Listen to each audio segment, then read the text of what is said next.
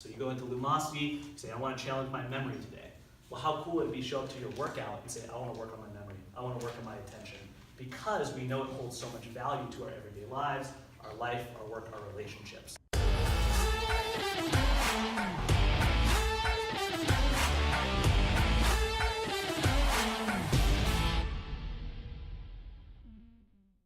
Not all cognitive domains age at the same rate.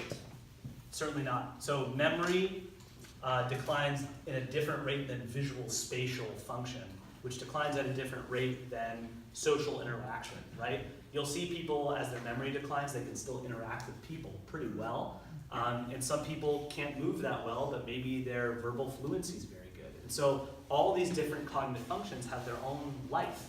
And so in the curriculum that we've gone into at the summit, and we'll go into more advanced curriculum within the IOM sphere, we're going to go into how to target specific domains of cognition, like memory, and how do we create a health program for the outcome of better memory.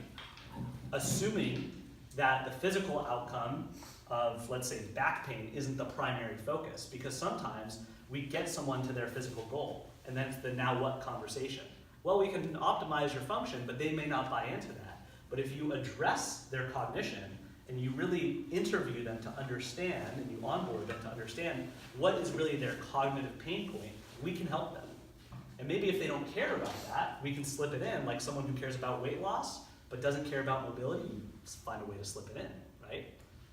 Cognitive stimulus could even be just playing games during the rest periods or playing games in order to get a metabolic load within the workout.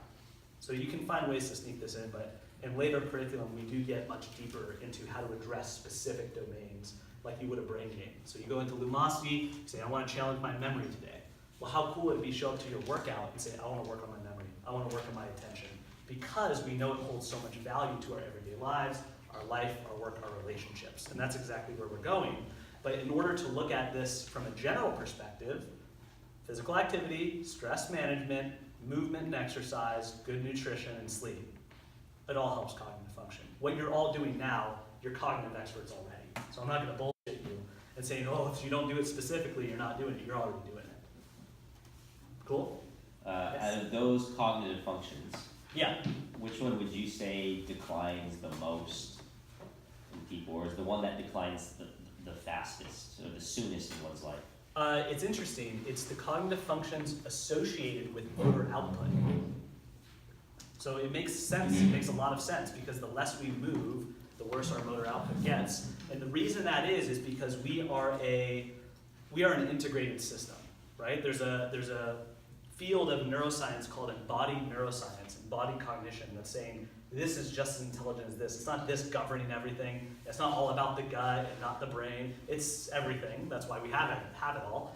And really, the motoric output and the cognitive functions associated with that, whether it's motoric impulse control, or it is visual spatial navigation, or memory associated with episodic visual spatial memory type of stuff, all that's linked towards your body. And what's interesting is they'll take, this is more in the 1940s and 1960s, they would take animals, it's kind of sad, and restrain them physically and give them tons of cognitive stimulus, but nothing happened to their brains because they were restrained physically. Crazy, right? And so they take two kittens, I love kittens, so it kills me to tell the story, but they'll take two kittens and they're twins, same genetics, same environment. They'll take like a little cage like this, they'll restrain one, and then they'll let one just walk around. And then 2 weeks later, 1 month later, they'll look at their cognitive performance. And basically the one that was restrained basically developed mental impairment, a combination of autism and early onset dementia-like symptoms at like 2 years old, right? And so the other one was fine. And then what they did is they let that kitten that was restrained roam, and the more movement it got, more neuroplastic change. Crazy, right? And they were at that imprintable age, so it was a little bit different. I can't say you can do that with a 90-year-old, but you get a 90-year-old moving, you're gonna see benefits, you're gonna see results. So it's usually the functions associated with movement, because we are this integrated system. Then it starts to be more memory-like symptoms, and then attention. But I wouldn't say that just with this, we only need to focus on the trajectory. I would say you are a result of your everyday environment. So right now, where we're at in this world, attention and focus. Would you all agree?